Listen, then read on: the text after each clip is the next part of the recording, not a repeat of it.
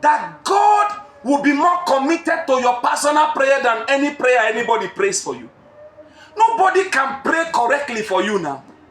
Just like nobody knows what is best for you to eat, do they need to feed you with what you want to eat? Even a little child will tell you, Mommy, give me the spoon. He wants to eat by himself because the pace he wants to eat is not the pace you will be giving him. The same way, in the place of prayer, God expects you to approach him. That's why the word of God says, now let us come boldly to the throne of grace, wherewith we will obtain mercy and help in the time of need.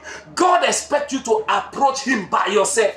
He does not expect anybody to mediate for you. Jesus is the only mediator we have. So he said, in my name, whatsoever you ask, believing, you shall what? You shall receive. So miracle should be part of you. It should be part and parcel of your life, because miracle is your birthright. Finally, why should I flow in the miraculous? Because only the miraculous puts you on top.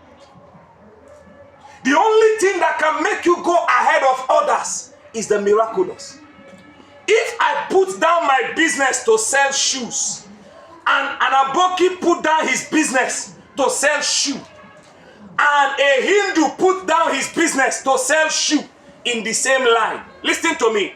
The only thing that can make me go ahead of Aboki and go ahead of the Hindus and go ahead of any other person in that same line of business is the miraculous. The miraculous is the license a child of God have to make him stand out in a place.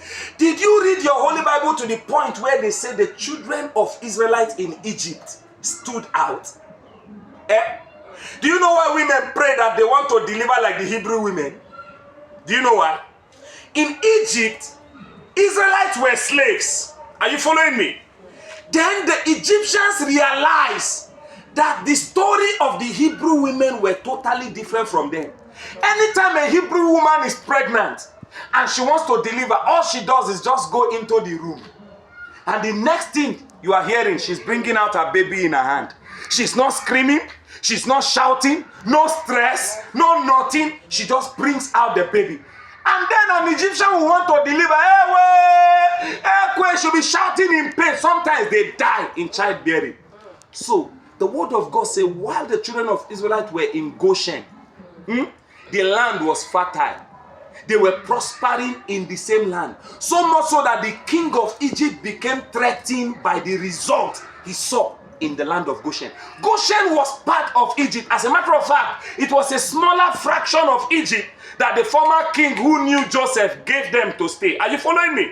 But now, Goshen became more prosperous than the capital territory of Egypt.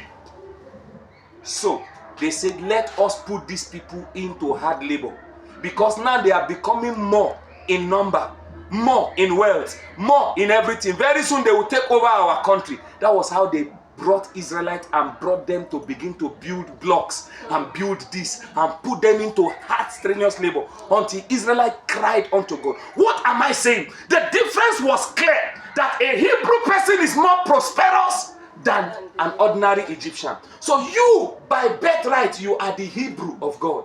He said, now we have been adopted, we have become sons of God. He said, as many as are led by the Spirit of God, they are called the sons of God. So we are Israelite by adoption. Anywhere you are supposed to prosper more than anybody. Whatever you do, you are supposed to stand out more than anybody. Are you following me? Today, pastors are calling me from different churches. We close service on time, release the people, because I go for training. The reason is because they have seen something. Even though I am in Katako Cathedral, listen to me. There is something they saw in me that in their own big churches they do not have. So they say, Bishop, please come and help us out. Listen to me. It doesn't matter where you are.